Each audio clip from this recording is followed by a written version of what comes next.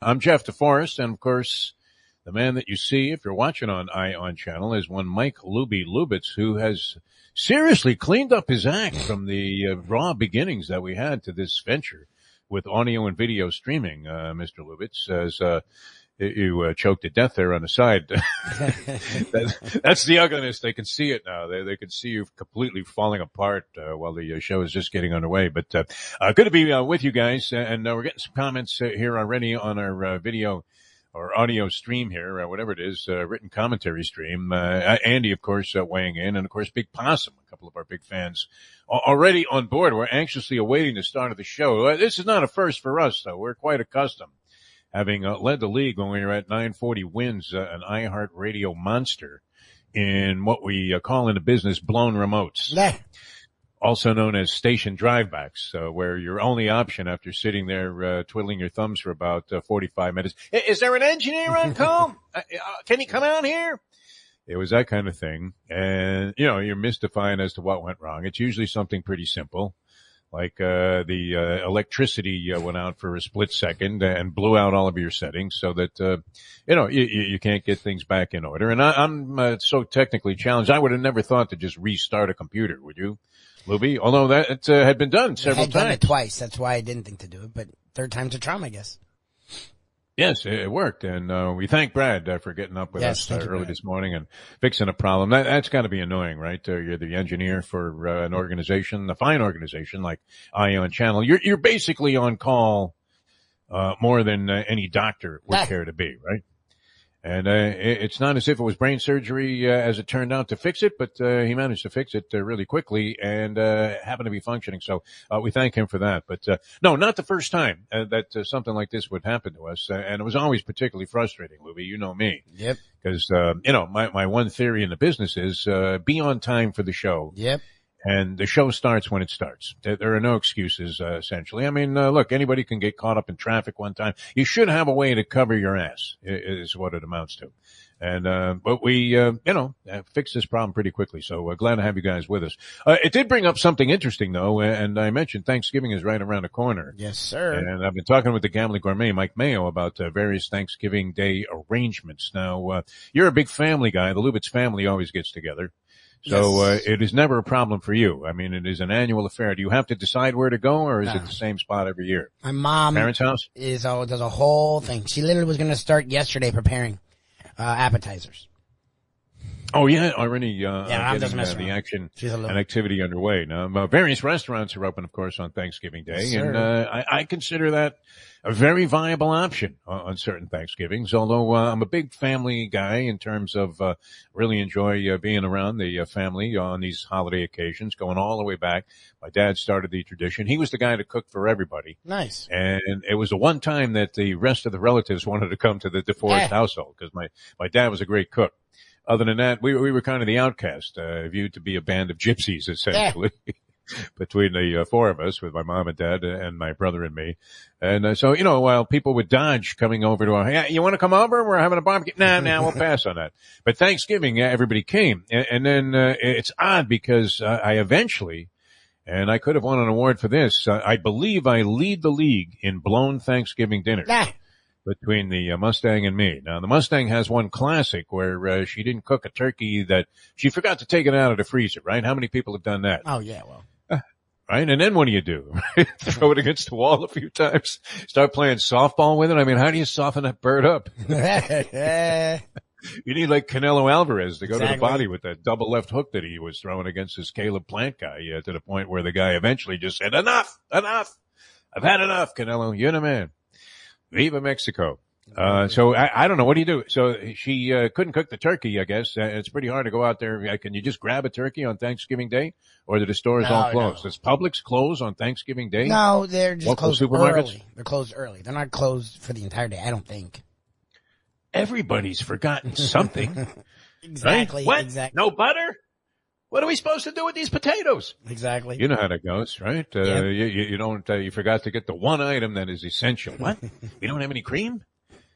How are we gonna make these pies? I mean, you're just always short by one item. So I would imagine it would be very lucrative for any supermarket to remain open. Convenience stores that probably do very well. And is honey baked ham open on Thanksgiving Day? Is that when people come to pick up those? Because the Probably. line is Yeah, out the probably. door. It looks like any local Chick-fil-A, which is still one of the great mysteries of life. What is it about Chick-fil-A that people find so fascinating that they literally will risk their lives lined up in the street there? And do you see the way they have to orchestrate things? The Miami airport doesn't have as much in terms of security personnel or personnel that are dedicated to aiding you in traffic, as Chick-fil-A's had to expand. But understandable, that people would be searching for answers at the last second on Thanksgiving Day. But I had a couple of classics. Actually, my dad, who was notorious, well known. I don't know, notorious is probably not, the most flattering way to put it, but he was well known for, cooking the greatest turkey, and all of the side dishes that he made were of gourmet quality. They really were. The guy was a great cook. He once won an oven with a recipe that he sent into the great Julia Child. Can you imagine? Wow. Julia Child, when she was just beginning, like nobody even knew that she could make an omelet at that point. And she went on to become one of the most renowned and the first probably of any of the television chefs, huh? Hey, Gordon Ramsay? Ah. Want to mention Julia once in a while, right? Otherwise you wouldn't be throwing, tomahawks at the line cook because he overcooked a couple of scallops by like half a second. And so anyway, he had always been brilliant, but for some reason my parents moved into this place in Century Village, and they refused to use the oven. I don't know, what is that all about, Lubie? They never ever turned on the stove, the oven. I guess maybe they used the stove top. But they microwaved everything. They started microwaving everything that they made. And my dad decides, hey, you know what? I'm going to microwave Thanksgiving dinner. Oh, no.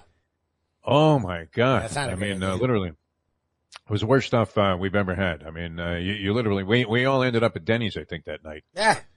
We got a party of 8. 8? Okay. Yeah.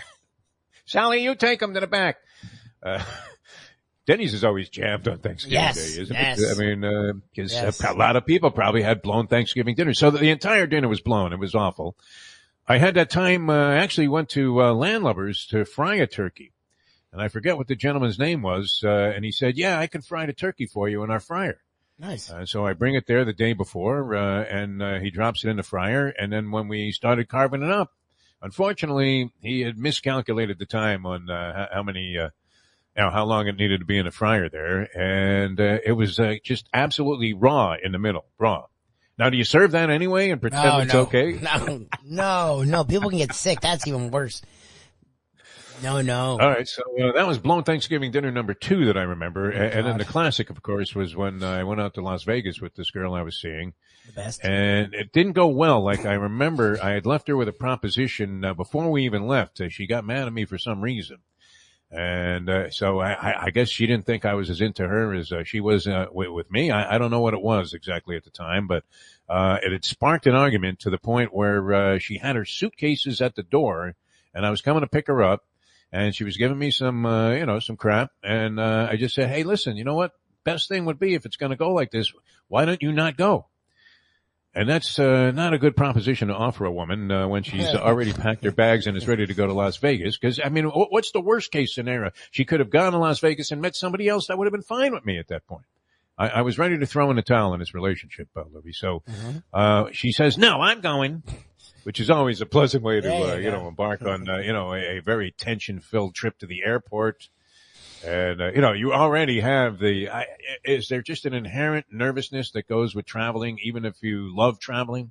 Yeah. Where you're thinking, well, are we going to make the plane? We're going to find a parking space, all of this stupid stuff goes through your head. Because what happens? You've made every plane that you've ever attempted to catch. You always find a parking space somewhere because obviously you still have your car. Yep. And it always goes fine. I don't know why people get so weirded out about stuff like that. But nonetheless, we're going to the airport. It's not going well.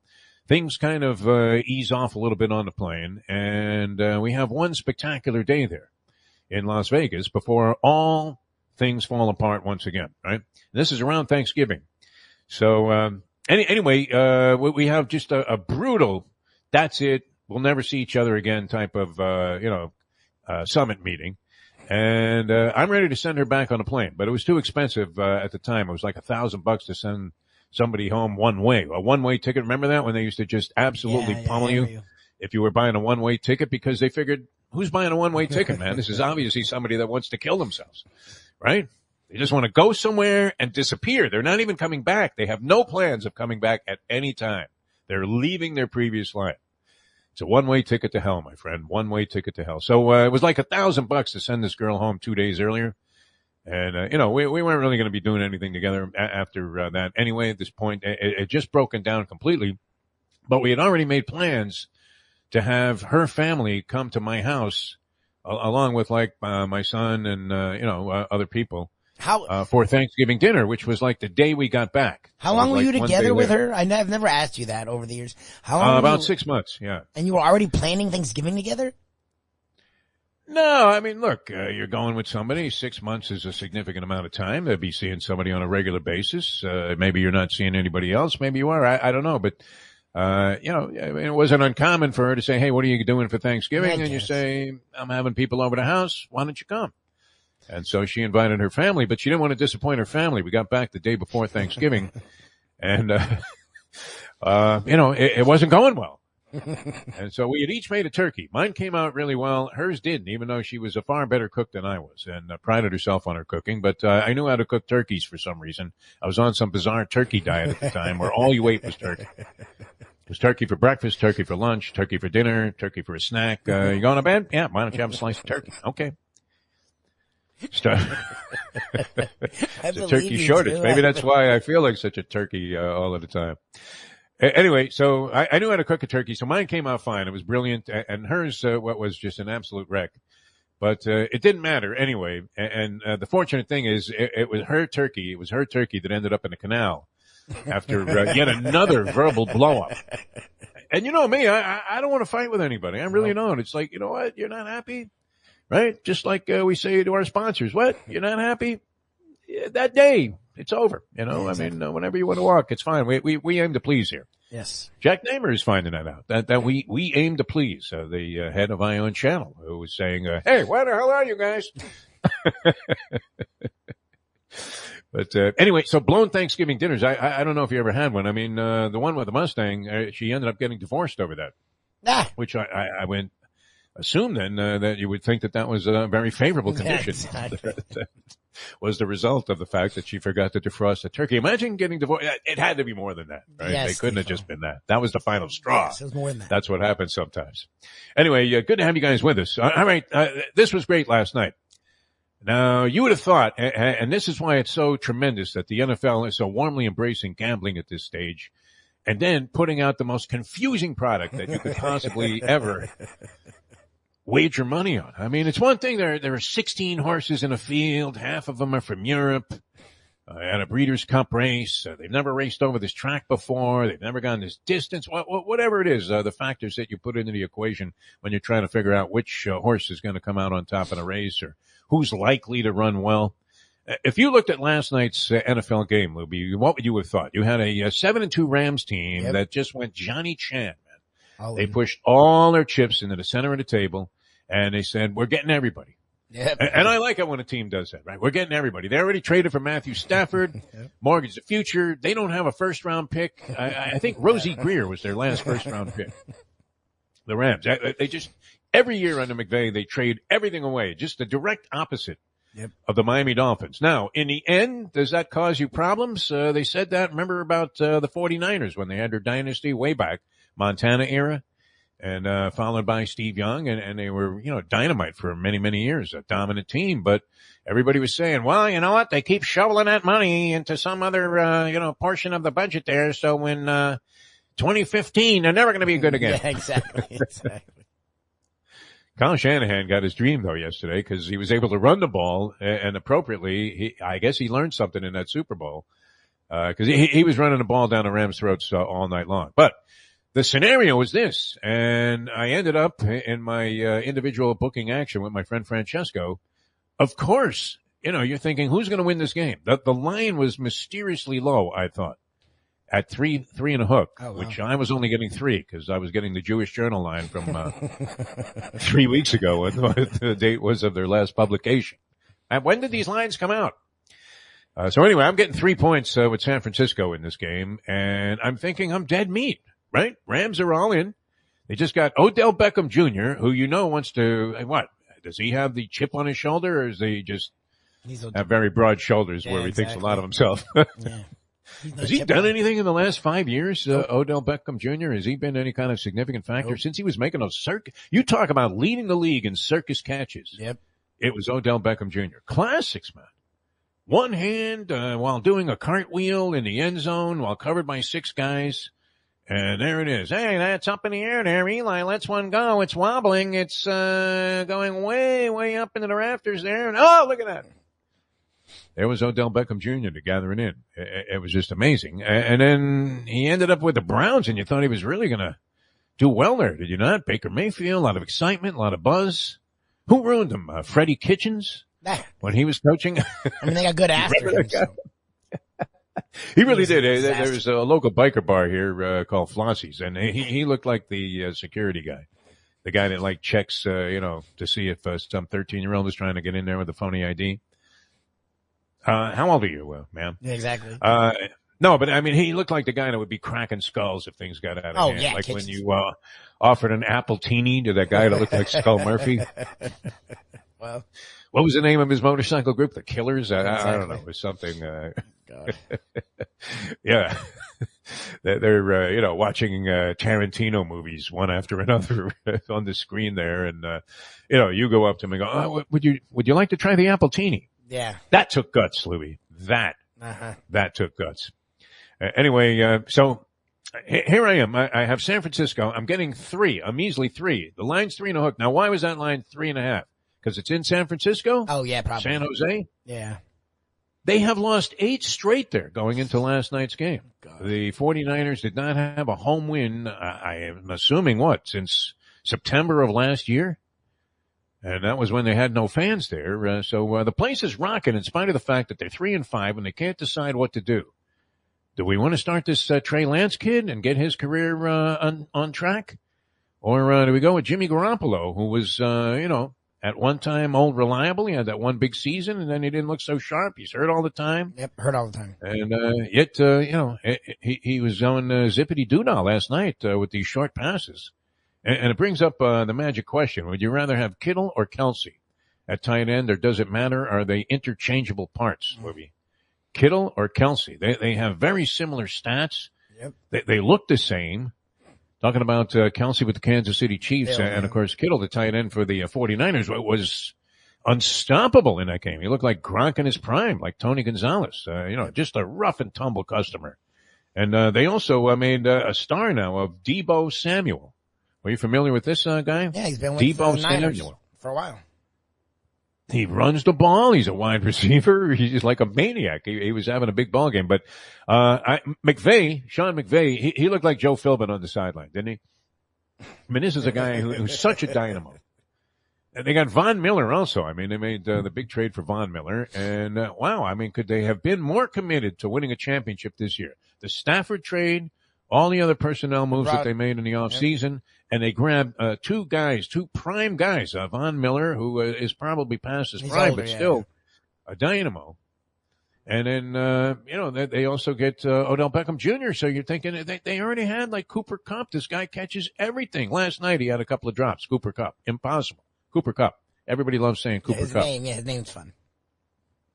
And he doesn't necessarily look the part, man. I mean, this guy is the second coming of like Lance Rensel or something. He's like a throwback guy.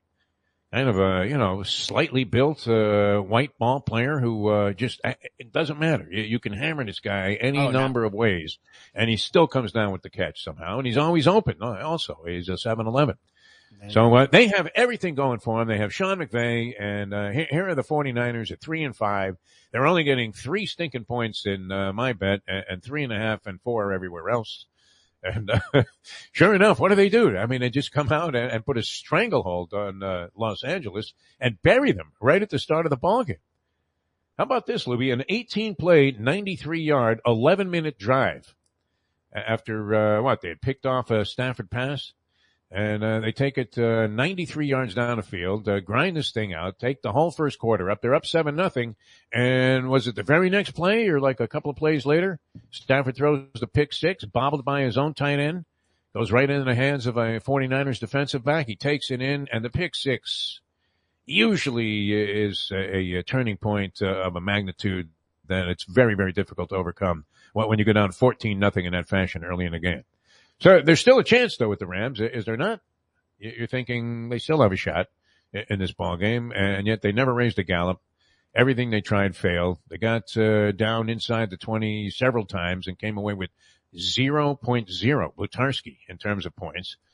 And so here's a game where if you're a bettor, you're gargling with razor blades. Yeah, are you not? Yeah. There's no way that you could handicap this game and go, hey, you know what? I like San Francisco getting 3.5. There's no way. There's just no tangible evidence that you could point to that would make you think that San Francisco is due after losing 8 straight at home, Lubie. Yeah, no way. 8 straight. So what do you think is going on here? I mean, who's coming out of the NFL? It's just not crazy. Goodell, is it? No.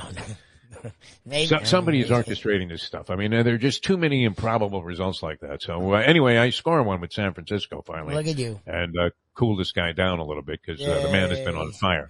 Never had a winning season, and he was 14 games over 500 college and pro games, picking like 100 games so far this year. And is that just chalk city? No, because you know what? A lot of teams that are laying big point spreads are not covering those big point spreads. Yeah. I think that's been a factor this year. Yeah, spread-wise. Cincinnati was giving away a lot of points every week because everybody thought they're going to go out and slaughter somebody. It's a myth. You have to have the guts, if this is in your psyche, to go completely against the grain, to abandon all traditional concepts and go ahead and think on your own. Is that not the key to life? This is why gambling is so great, Lubie, because there's a lesson in there in life also. If we were going to be conventional and we were just going to sit there and go, well, I'm waiting for a call for my next radio job, we'd be out of business, right? Out of literally, business. Yeah, literally. I'm still trying to figure out if that was lucky that, I think it was. I think it was very lucky that Jack Namer called me out of the blue and said, hey, we're looking for somebody. And I said, well, you won't find him around here. I don't know anybody. I don't know what happened. What was there, a shooting? Have you seen that in the news now? There's a new, category. It just starts out and says, today's shootings. Oh, Jesus, shut up. Really? Have you seen it? Yeah. Today's No, shootings. It was a graphic that they posted up, and then they listed well, here we go.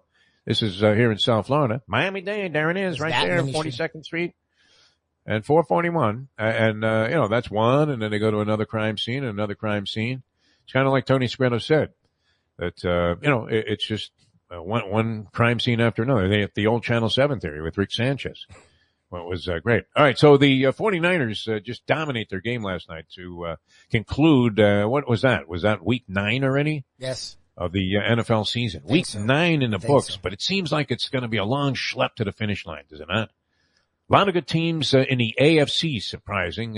Was the common wisdom that the NFC was loaded this year? Because whatever the experts say before the season, it's usually just the opposite. Wrong, yeah. I'm glad we were able to get with you. I know we started a little bit of a late post time today, but we will be with you until 9 o'clock. We'll have Brett Tesler, the agent of the Stars, and his presence on the show brought to you by Will and Trust attorney Mr. Michael D. Wild. He'll be joining us in the next hour on the program. And Harvey Fialkoff, the rambling wreck from Georgia Tech, Harvey Fialkoff, will be with us as well. Big sports fan, longtime sports writer here with a local newspaper, the South Florida Sun-Sentinel. And he covered everything. That's what's good about Harvey. He's versatile, right? If you want to expand the conversation and get away from just talking about football, he's a football man. He has a pigskin on his forehead. Yes, very good. But you could probably do that here in South Florida. I don't know, probably other places around the country. Where would you say? In Alabama, are they concerned about what the women's volleyball team is doing? No, you could talk about football there in Tuscaloosa all day long. If you were on, WTUS? WTUS. Elmo and Brian here in WTUS. Brian, what'd you think about the game? Well, they put up a fight for a while. All right, we're coming back with more. Let me tell you about Destination Sport Miami. I didn't get a chance to talk about them earlier, but what a fantastic project this is. And Lubie, I know you're amazed by it. It's kind of like some of the things that Jack explains to us, and maybe even exponentially larger in concept. Jack's, he's a big thinker there. Yeah. At Ion Channel. He's got a big enterprise going, so we're happy to be associated with him, but really happy to be associated, too, with Destination Sport Miami. I can't wait to see this thing once it's completed. I know. You imagine after talking about it for years and years, and of course it was in the planning stage for a while, a project of this magnitude, you're going to run into a lot of roadblocks, and these guys are tremendous at just mowing them down, man. Really, I mean, icons of the industry here, and a great team they've assembled. And then if you're looking at the staff that they have on the sports advisory board, wow, I mean, just loaded with superstars. Randy Moss, football, Glenn Rice, G Money, 3, and it's good in the Heat with another victory. Yeah, G Money was great. He's running the basketball programs. Brian Trottier, 4-time Stanley Cup champion, 4 in a row with the Islanders, and one of the greatest Islander players and hockey players of all time. Hall of Famer Brian Trottier running the hockey programs. Jill Ellis with soccer. All those kids, they like soccer. They're going to have all these big soccer fields indoors. The largest indoor multifaceted sports facility anywhere in North America. It's going to be Destination Sport Miami. You can already do some things with these people. Go online, check out their website, see what it's all about. Just a tremendous opportunity for everybody, and going to be a great asset here to South Florida. Destination Sport Miami at destinationsportmiami.com. All right, we're coming back with more. We'll have Harvey with us here in this next hour of the program, and also Brett Tesler, the agent to the stars. A lot of interesting things happening in the NFL, but probably the most outrageous. Well, you do have a little war of words, Lubie, between Rex Ryan and Robert Saleh. Really? The new head coach of the New York Jets, and Ryan was saying that his defenses are actually awful. That he had one good year with San Francisco, and in the other 3 years there, and here he is with the first year with the Jets. He has the worst defense in the NFL. That's funny. Worst. Yeah. That's great. That Rittenhouse cat might get off, by the way. Just an aside here, the kid that shot like 3 people at what was that, a Black Lives Matter thing? Yes. I'm not sure what kind of rally it was because everybody was rallying. Yeah. At that time, right, there was George Floyd, Black Lives Matter, all kinds of other stuff going on, Cuba, Nicaragua, Haiti, everybody's rallying in the streets these days. And especially during the COVID thing, remember they were blocking the highways? That was not my favorite tactic, huh? I mean, just don't lay across the road here when I have somewhere I have to go. I appreciate and respect your opinions there and your right to protest, but get out of my way. Exactly. Honestly. But anyway, the war there with Rex Ryan and Robert Saleh escalated, and he pointed it out. And Saleh says, "Why don't you come fight me, Rex, with those big white teeth?"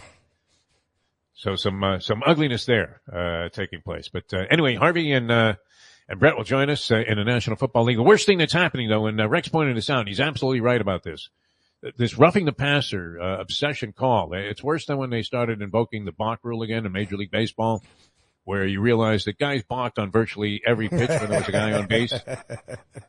So all of a sudden, and remember when they had like the touch foul that they were, the hand check in basketball, they were starting to call that in the NBA. It was obnoxious, awful, ruination of the game by enforcing a rule that, has been in place since the game's inception. Exactly. But nonetheless, like if you can't put a hand on a guy in a basketball game, I mean, playing 3-on-3 in the park and the guy's going to call that, he's going to get he'll have Spalding imprinted on his forehead from where he fired the ball at his head.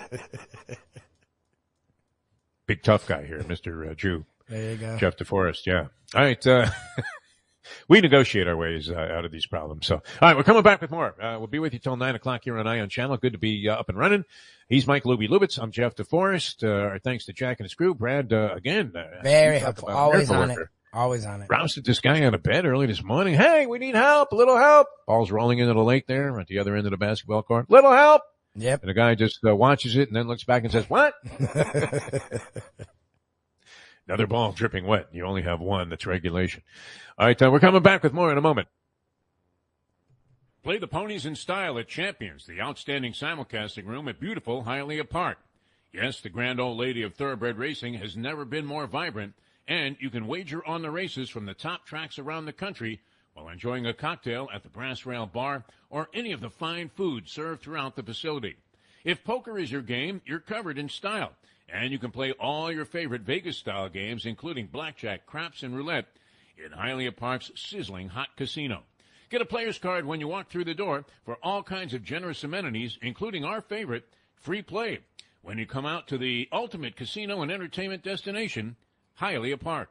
Hey folks, Tony Segreto here. What if I told you you could go to a great restaurant, feel completely safe because their COVID protocol is unmatched, have an amazing meal, have a great time. When the bill comes, you won't get sticker shock. You're going to say, that's too good to be true. No, it's not, because I'm talking about Texas Roadhouse. Great family atmosphere, great atmosphere for a couple, great atmosphere if you just want to go by yourself and watch a game and have the coldest beer in town. And while you're doing that, have the best bread in town. All at Texas Roadhouse. Everything you get there is fresh every day and made sure it's served at your table, hot and ready to go. And the best part is you don't get sticker shock because the prices are amazing. Texas Roadhouse. Hey, it's Mike Mayo for Even Keel Fish Shack, corner of A1A and Commercial Boulevard at Lauderdale by the Sea. It's my favorite place now for great seafood in a casual beachfront setting. They've got happy hour 4 to 7 Monday through Friday. They've got great dishes like grilled oysters and oysters on the half shell, bang bang shrimp, lobster rolls, octopus. They also have burgers and chicken for those who don't like the seafood. They're open 7 days a week for a lunch, dinner, and weekend brunch. Go to Even Keel Fish Shack, go say hi to Dave and Brad and tell them the Gambling Gourmet sent you. Recently we realized it's not just hurricane season that can hurt us. Any time of year, things can happen to your home or business. And the insurance company can be your friend, but they also can be your enemy. Horizon Public Adjusters, Justina Testa, are here for you to help this process go so much easier. Before you call the insurance company, call Horizon Public Adjusters and Justina Testa at 954-809-8752. Would you go into court without an attorney? So why would you go up against an insurance company without Horizon Public Adjusters and Justina Testa? 7 to 10 times more money recovered with a public adjuster than if you went on your own. If there's no recovery, there's no fee. Give them a call at 954-809-8752. Why go up against insurance companies alone when you can have Horizon Public Adjusters and Justina Testa on your side? Buy or lease a Taos and take it to the house at Deal Volkswagen. Anna and her team make your next VW purchase or lease so easy with new inventory rolling in daily and the biggest selection of certified pre-owned vehicles in the business. You can make your deal online at dealvolkswagen.com or visit the beautiful showroom in the classic location, 3601 Bird Road, right in the heart of the Gables. Or give Anna and the team at Deal a call at 305-448-DEEL. Jettas, Passats, Tiguans, Atlas models, and the hottest vehicle in the industry, the new Taos, all at unbeatable prices and all ready to roll off the showroom floor at the #1 Volkswagen dealership around, Deal Volkswagen. We're going to be talking here in just a few minutes with the great Harvey Fialkoff and, of course, Brett Tesler, the agent to the stars, on things that are happening in the NFL. It's interesting, too, as we had so many people, say things, and yet the deepest thing I think that was ever conveyed to us in 11 years was that line that you just heard in the rejoin, where a professional wrestler tells us is pig pork. And that was just absolutely brilliant. I mean, we've had Neil deGrasse Tyson on, the great astronomy master, right? No, he's in astrology, you say? What's it look like for Cancer today? Neil deGrasse Tyson, a brilliant guy. We've had John Grisham on the show. And yet, here it is, like a semi-retired professional wrestler now running the AEW, tells us is pig pork. And, that was just to confirm that he felt that maybe the Russians might have been juicing just a little bit in the Olympic Games. They had a separate category for the Russian athletes this year, right? They weren't even like representing their country because it was such a disgrace, the programs that they were running. But anyway, cheating is in vogue in all sports for some reason, right? I made a few bad line calls playing tennis in my time. And hit the tape. Looked at me like, hey, you won't believe it. Here's the mark, right? You scuff up a little mark there right behind the baseline. Look about a half inch out. No, that's no way to go. Cheating is not the way to success in sports, and yet it seems to be so rampantly prevalent that even this man can't get over it. Right? You're still bitter about the Astros? And what's the big deal? All Joe Garagiola, he made an entire career talking about how valuable and important the signs were. That's all he ever spoke of, Joe Garagiola. He would do a 9-inning ball game, and every comment was, well, you know what, the signs, that's what's important here. And they'd show like the third base coach picking his nose, and you're thinking, okay, there's nobody on. And 2 away, I would imagine the guy is swinging away. Harvey, how are you, my friend? Awesome, but don't use electronic bugging and banging on drums. No, I don't want those Astro free agents on the Yankees. I hate Correa. I hate Verlander. They're cheating bums. There's a lot of other guys out there that we can get. I'm sorry. We need a center fielder. We need Marte. Jeter screwed us by giving him to Oakland last year instead of here. But I think he's ready to come to the Yankees, take over for Hicks, who's an injury waiting to happen. The Yankees need a first baseman. They need Matt Olson or re-sign Rizzo. But then what do they do with DJ LeMahieu? I don't know. Put him on third. Gio Urshela could play every position on the field. I'm waiting for baseball. When does it start, Keith? I'm sick of football. It bores me. There's an inaction. The Dolphins suck. The Jets suck. The Giants suck. All I know is bring on spring training. What month is it? Yeah, you got a few months to go. You got a while there, buddy. It is true though, and you're a little younger than I am, but you probably were around in the time where football was just some kind of a way to fill the time between the last pitch of the World Series, which was ending in October Right. back then, early October, and when pitchers and catchers reported for spring training, we didn't care about anything else, and then football was just mild filler, almost like rain out theater was. And you were watching Yankee games on WPIX. Yeah, Monday Night Football, I think, changed everything. I think it brought football to America. Howard Cosell, halftime highlights, and Bandy Don in the booth. I think that really put the NFL just in the headlines, got the ratings, and then suddenly, obviously, it exploded. Now it's Monday Night Football means nothing. You got Thursday night, you got Sunday night, you got every night is football. Saturday's college. It's too much football, and I'm sorry, but it's just so much inaction, Jeff. I think they figured out it's like 16 minutes of action in a football game. Put on hockey. You get whiplash up and down watching hockey. There's no time out. You're out of breath. I mean, sure, baseball's slow, but at least you can read a book. You can go make dinner. You can walk your dog, and then nothing happens. But still, it's relaxing.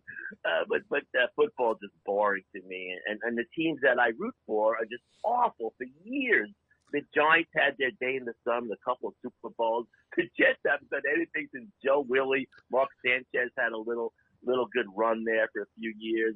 And the Dolphins, we don't even want to talk about them. Sure, they won 2 games in 4 days, but they were awful games. The defense played well, but they were boring. And now they got the Jets twice, the Giants. Carolina could be rough, even though they got up to a bad start. They got Cam Newton again. But they can win 3 out of the next 4 games and still suck. Playoff run, my friend. You have to start thinking playoffs. So Harvey Fialkoff, by the way, longtime sports writer for the South Florida Sun Sentinel, still doing all kinds of stuff. I mean, always in demand from various freelancing gigs that are available through magazines. You're probably published more widely now than ever. The great Harvey Fialkoff with us here on ION Channel. It's interesting though. I mean, people remember, like you remember where you were. I do anyway. When I heard that President Kennedy was shot, I was in a science class about to take a test, and I remember, everybody was just in stunned disbelief because we were all big Kennedy fans there on Long Island, especially. And I remember where I was. I remember standing in a dormitory room the first night of Monday Night Football, right? Jets and the Cleveland Browns. And that had to be like circa, 71, 72, somewhere in there. Maybe, it was in the early 70s because I was at the Cuse, and I remember thinking, wow, I mean, this is just great. And, of course, Leslie Visser, our good friend, was a big part of the early history of Monday Night Football. But you're right. It was a revolutionary move. And people probably thought, who brought that up? Rozelle? Was that his idea? That the man was flat out of his mind. What? Monday Night Football? What are you, crazy? That'd be like going to church on a Monday night. Shul. I loved it. Where were you? Do you remember where you were the first time Monday Night Football came on? Browns and the Jets, whatever year that was in the 70s. Turn out the lights, the party's over. No, I remember when Kennedy shot. I remember when Elvis died. I remember when John Lennon. Where it wasn't. I remember where I was then too. Yeah, Lennon when he got shot. I was on my way back from the harvest track. But I don't remember the debut of Monday Night Football. I really don't. I was just a big Yankee fan, and basketball. I was a Knicks nut, man. I mean, the 69, 70 Knicks, 72, 73 Knicks with, Willis and Clyde and the Busher. I loved Dollar Bill Bradley, had his poster on the wall. I wanted to be Marv Albert. Yes. But I don't remember the Monday Night Football. I really don't. I remember watching it, and I couldn't wait for the highlights. I didn't care about the game. How it goes down with the highlights. Look at that little. I better not say that, but look at him go. But I mean, Howard Cosell was a legend. He became a legend. And even though he was a drunk in the booth half the time, but I loved Cosell. I listened to his 5-minute reports on ABC radio. I loved him on Wide World of Sports and the boxing. I was a Cosell fan from day one. And now his son, I believe it's his son, is a very prominent NFL Network football analyst. And, oh, yeah, they're dead serious, though, man. Don't joke with this guy, Harvey. I mean, we interviewed him one time. And, me with my style, whatever, trying to get a laugh out of the guy early on. And, wow. No. This guy was as serious as a heart attack. Unbelievable. All right, Mr. Nick fan. We'll give you a little, Hialeah Park trivia challenge here on the show. And I think you'll probably get this. But did you know, Harvey Fialkoff, that today, this very day here, what are we looking at? November 16th. It is the 25-year anniversary of the deal that the Knicks made to acquire the great Earl the Pearl Monroe. It's either the acquisition or of his debut as a New York Knick. 25-year anniversary. So the question would be this for Harvey Fialkoff, the ultimate Knick fan, and for you, Andy and Big Possum and all the people, Marty the Party Sacks are all tuned in and participating on the talk line. Hey, shut your mic off when you're on the phone. Hope I didn't say anything I regret there out there to the public. But anyway, so who did the Knicks trade to acquire Earl the Pearl Monroe? They let two guys go to the then Washington Bullets for Earl Monroe. Who were those two players? By the way, back to Cosell's son. By the way, he's like you. Wait a minute. You can't go back to Cosell. I mean, there's a question on the table here, Harvey. It's not his son. It's his nephew. Okay. First thing comes to mind was Mighty Mike Reardon, maybe Dave Stoller. Oh my God, this guy is a Knick fan. Did you get it right? You get the ultimate Knick fan award. Absolutely right. What, did you read the post today like I did? Because I wouldn't have known that. No, I do remember Reardon going to the Bullets and becoming a pretty good player. He actually was a better player than people thought because he was the guy that was designated at halftime to come in and when they had the foul to give, and he would go hack somebody at midcourt. Yeah, Mike Reardon. I actually have a story about Reardon. My brother played on the softball team in Hicksville for General Instrument, and I used to go keep score and watch him. And Johnny Reardon was on that team. So we got to know Johnny Reardon. That's Mike's brother. So one time I'm at a Knick game, and before the game, Mike Reardon's on the phone before the game started eating a hot dog. And I said, Mike, hey, my brother plays softball with your brother Johnny. He gave me a look like he could kill me. Like he didn't give a goddamn about his brother Johnny. Yeah, well, he probably hates his brother. I mean, he's probably like Aaron Rodgers. So who knows?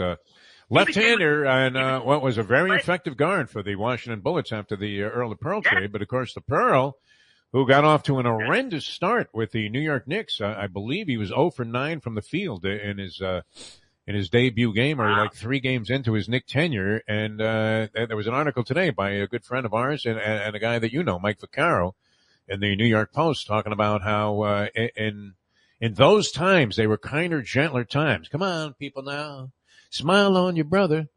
As people didn't get as obnoxious about a guy getting off to a cold start. I mean, everybody knew Earl the Pearl Monroe was a superstar, but he was going to have to temper his game. And I don't know that anybody ever made a bigger adjustment to their game to fit into team play than the great Earl the Pearl Monroe. I always use that as an example of a guy that capitulated, gave up his superstardom to be a great team player.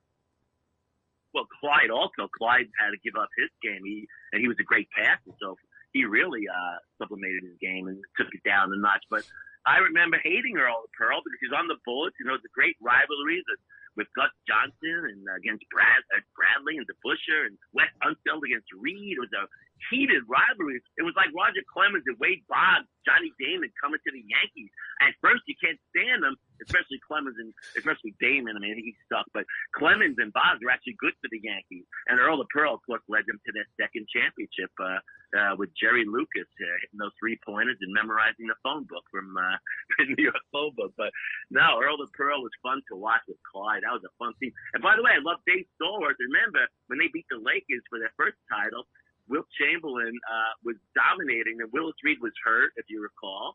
And Dave Stallworth and the Bush had to guard Wilt Chamberlain as little flies on King Kong, and they really held him. They won a big game 5 in L.A. before they won game 6 with Willis hobbling out to the court there with that bad thigh injury. But great memories. But I swear to you, I did not read the post today. I'm so proud of myself on that answer. You got them both. I mean, no, that was good. I mean, Reardon was one that was fairly common to come up with, because I do remember Reardon being on the Washington Bullets and flourishing as a Washington Bullet and becoming, essentially a solid frontline guard in the NBA after being like kind of one of those. He was like the Red Auerbach victory cigar, like when he would send in Hank Finkel.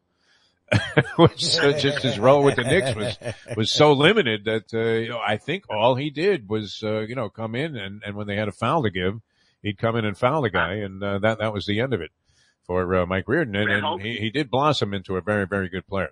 All right, Harvey Fialkoff with us here on Ion Channel, and of course I was laughing during your commentary there because you always bring it back to the Yankees somehow. Always. It doesn't matter what we're talking about. We could be talking about, this trial that's taking place with those 3 hillbillies who mowed down Ahmaud Arbery, and you would somehow equate it with the time Reggie Jackson hit that 3rd home run against Charlie Huff in the World Series. It's pretty amazing how you always get to, the Yankees as part of your thinking. Big news, though. They hired Luis Rojas as the third base coach. I think he's going to be, the next manager that got canned, and I think he's going to be a manager in waiting. If Aaron Boone keeps screwing up with that bullpen decisions of his, I think Luis Rojas, forget about the 3-year contract that Boone signed. Nobody cares about contracts and longevity. They pay the guy off, but Boone better keep his eye behind his head, because Rojas could be the next Yankee manager if the Yankees continue to struggle and Boone makes some of his strange pitching decisions. I really think he needs a pitching coach that makes all the pitching decisions. I think that's his major weakness. Of course, it didn't help that he brought in a bunch of stiffs to be starters. Severino got hurt. Kubler was... it didn't take much to get him started, did it, Lubie? It didn't take much. Just play the anthem when he starts talking about these Yankee rants. My God. Yeah, what happened? I mean, did you go out and give Duncan Robinson some kind of psychiatric help? This guy lost his shot completely. It was we were implying maybe I didn't think it was Bobrovsky syndrome where the money was weighing him down, but your man Bobrovsky refound his game. But all of a sudden, the last 2 games, after Eric Spoelstra, thus spoke Spoelstra. That should be the name of his song, right? Because he said, "Don't worry about this kid. He's going to be fine." And he had that wry smile where, Spoelstra always does that when he's probably flat out lying, like he's scared to death that this guy will never make another 3-pointer again.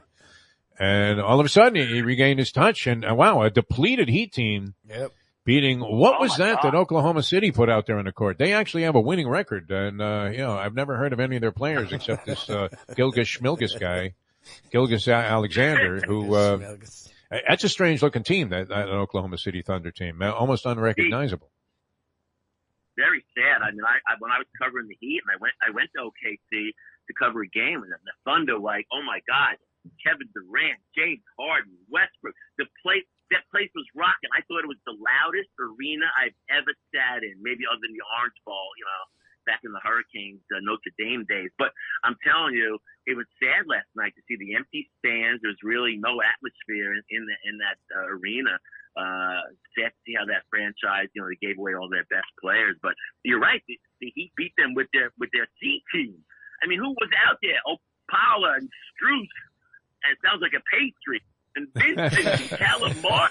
He'll have the prune Strus. Yeah, exactly. And they're all hitting 3-pointers, and obviously Hero is living up to his surname. This kid, I loved him from day one. I like Nunn also, but I really love this kid because he's got like he could. Weren't you saying to get rid of him just a short while ago, Harvey? I remember you all last year ranting about how Hero's got to go. He's nothing. Was that you? Oh, you are talking one guy. I don't know who you confused. I love Hero from day one. I like Nunn also. But Hero, no, the guy had to improve his defense a little bit. He makes his own shot. He's a good passer in transition. He's got to, maybe improve his defense a little bit. But right now, the guy is the best sixth man in the league. Of course, he's starting now because Butler's hurt, and last night, Bam also. But somehow the Heat ended up a pretty crappy road trip, 2-3. I mean, they could have beat the Lakers. That was a great game, and they're blowing leads late in games, Jeff, which is kind of a ominous. Well, they were all bricking shots in the clutch there. It wasn't exactly Jerry West City with Robinson and both Tyler Hero in those first 3 games on the road, wide open for 3-point opportunities. As they say, well, he had a pretty good look there. Yeah, I mean, he couldn't have been any more wide open. It was like batting practice, and they missed clutch shots, which that will come to your ruination when every NBA game comes down to the final 30 seconds. The problem with Robinson, he needs 4 picks. I mean, to get open, you really can't make his own shot. Although last night he did get actually a mid-range shot at one point. I think Eric Reed said that's his first one of the year. That wasn't a 3-pointer, but yes. The kid really he's not no speed, can't jump, so he has to get help from his teammates, whereas guys like Hero and Butler could and also Lowry could go one-on-one. I mean, Lowry really I was a little nervous. I figured he was going to get hurt a lot this year, but he really is fun to watch, man. He's a great quarterback out there. I mean, the Dolphins should use him, but no, he's really great to watch. Lowry, he hits threes when he wants to drive, and he's just a beautiful disher, man. The guy's a dime waiting to happen. So that was a great pickup. I just healthy. All right, good stuff. Harvey Fialkov, always a pleasure, my friend. You only spent, did you put the timer on amount of time spent talking about the Yankees? It's like time of possession. It was only about half the time that we're on the air here, right? So it's great. Harvey, what are you up to? You're writing stories. You're with the Orange Bowl tennis tournament. What else you have going on? Yeah, December 2nd, you got the big Orange Bowl tournament right here in Plantation, my home court, Belfry Tennis Center. Those are the 18s and 16s. You see Did they fix some of the holes in that court? Did they fix some of those potholes they have on those tennis courts there? They fixed them up. It's pristine for the Orange Bowl, international event that gets a lot of publicity. Good. Okay. They put on pink screens from top to bottom. They bring on new clay. No, they really make it beautiful. But it's just beautiful tennis to go watch. It's free. Anyone, if you want to see the stars tomorrow, head out there. But I'm actually covering the Junior Orange Bowl at the Biltmore Hotel and Salvador Park and Crandon Park, where the Miami Open used to be, and Key Biscayne. I missed that venue, but I'll be covering it as a writer for the Orange Bowl committee and the website, and I'll also be public relations for it as well. So I want you to help me promote the Junior Orange Bowl. You're going to see Mary Jo Fernandez's kids. You can see Lindsay Davenport's kids play. I mean, it's really a fun event. And these kids get all – I can't see 12-year-olds anymore, Jeff. They're all amazing. So go out there and watch them. Well, as you get closer to being an 80-year-old, then it becomes prohibitive to try and beat somebody much younger than you are. It doesn't matter how young they may be. Harvey, always a pleasure, my friend. And thanks so much for joining us here on the show. We'll talk to you again next week here on Ion Channel. My pleasure, boys. Stay well. You will, Harvey. All right. Thanks a lot. Was it about half the time, Lubie? Did you keep track? Or was that, No. I know it was a joke. Carlos Correa. He doesn't want Carlos Correa? Knowing Unbelievable. The cheating thing. I mean, Harvey's pretty old school. Strange one last night, man. I mean, how did San Francisco not just beat, but annihilate the Los Angeles Rams after the Rams pushed all in? Crazy, right? All of a sudden they had pocket aces. What? With 2 on the board? You got to be kidding me. I'm losing. Right? They got a royal flush. They're just sitting there holding it. And did what? I mean, they just ran the ball down their throat. What was that all about, Lubie? I don't know, especially the Rams. Vaunted Rams defense? Yeah, that's weird.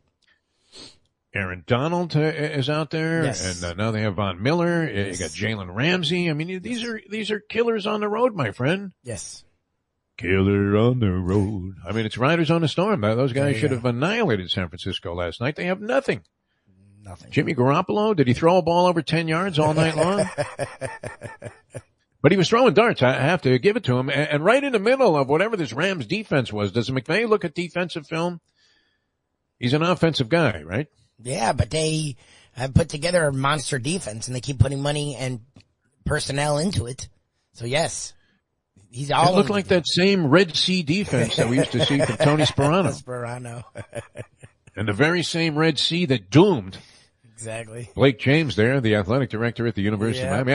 I didn't really know this guy, did you? I mean, I used to be tight with the program there when Paul D was the AD. Sam Jankovic used to do a lot of stuff with those guys. I knew nothing really about Blake James. Was he an ineffective athletic director? Canes fans have wanted him gone for a long time, so I presume yes.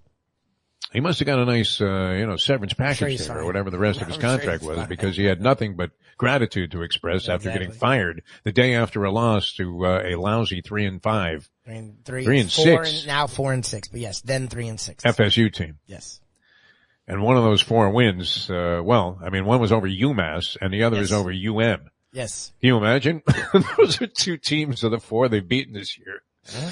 All right, we're coming back with more. Brett Tesler, the agent to the stars on the National Football League, and what's happening there. Week number 9 in the books. 9.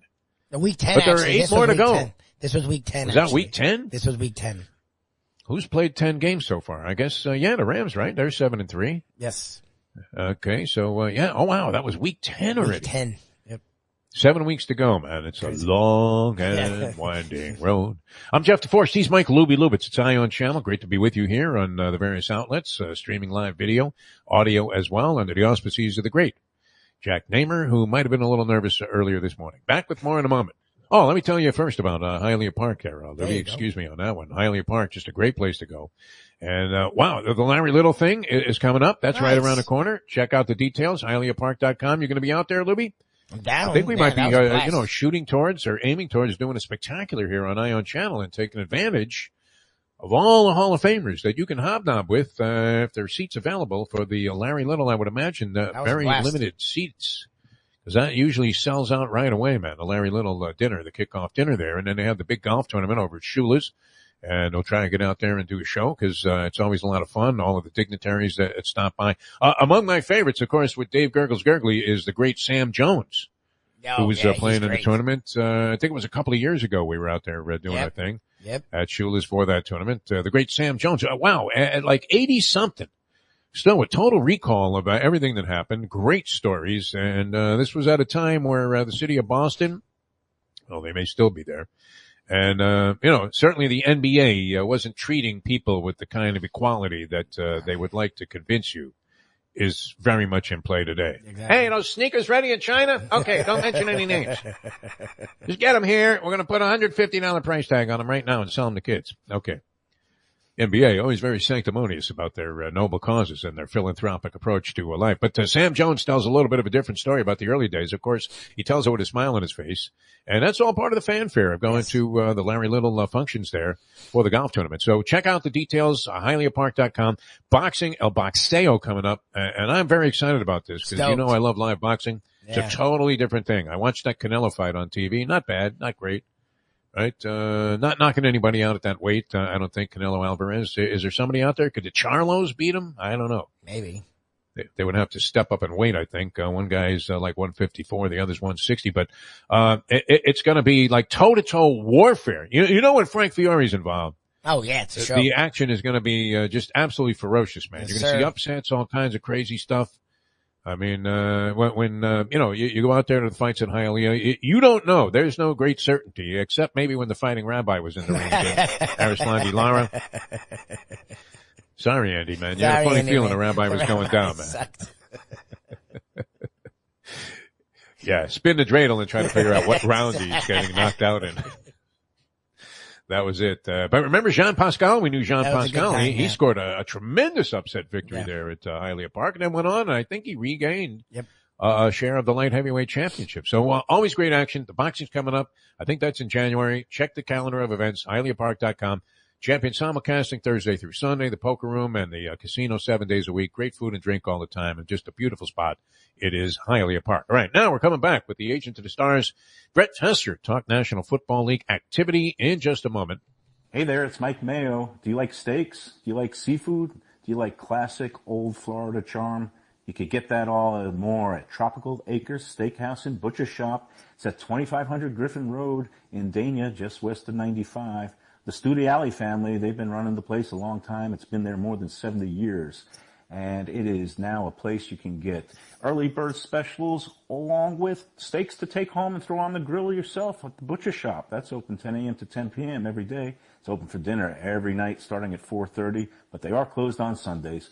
Go to Tropical Acres. It's a place to go for a great meal, great people, good value.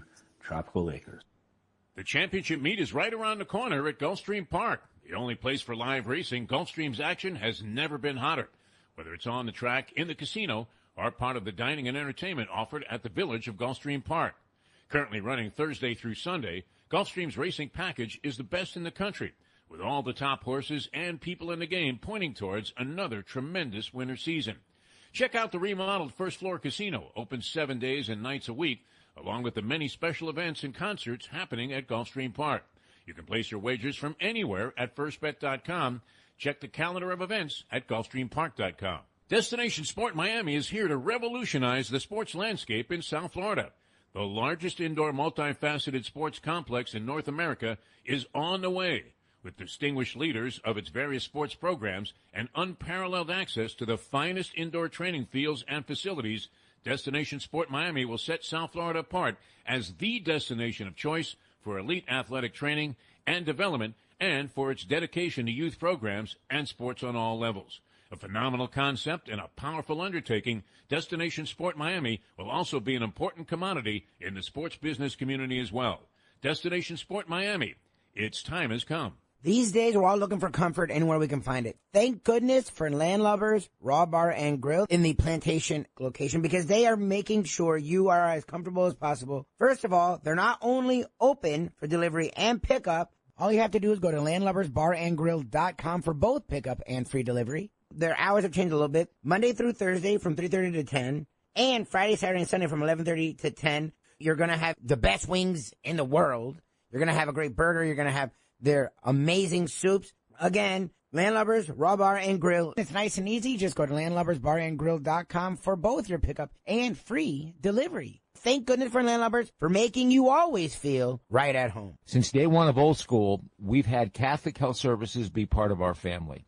They are recognized as the quintessential rehab facility in the Southeast for strokes, but it goes well beyond strokes, because Catholic Health Services is in the community of South Florida to help the community stay healthy, and if they're not healthy, get them healthy and get them back on their feet quicker than they could have ever expected. They do it every single day. It's step and repeat, 24/7, Catholic Health Services. Buy or lease a Taos and take it to the house at Deal Volkswagen. Anna and her team make your next VW purchase or lease so easy, with new inventory rolling in daily and the biggest selection of certified pre-owned vehicles in the business. You can make your deal online at dealvolkswagen.com or visit the beautiful showroom in the classic location, 3601 Bird Road, right in the heart of the Gables. Or give Anna and the team at Deal a call at 305-448-DEEL. Jettas, Passats, Tiguans, Atlas models, and the hottest vehicle in the industry, the new Taos, all at unbeatable prices and all ready to roll off the showroom floor at the #1 Volkswagen dealership around, Deal Volkswagen. Been red hot. He's been on fire since we've been on Ion Channel, has he not? I mean, he was getting there. I mean, he was reaching. It's amazing too that you could be doing something for a while. How long we had Brett? Have we had Brett on the show here? Probably 10, 12 years. Yeah, since our first year. Goes all the way back, and even before that, with me, with the stint that I did in Radio Purgatory, he was kind enough to render his services here to help us be enlightened about the National Football League. Just absolutely fantastic, but keeps getting better and better.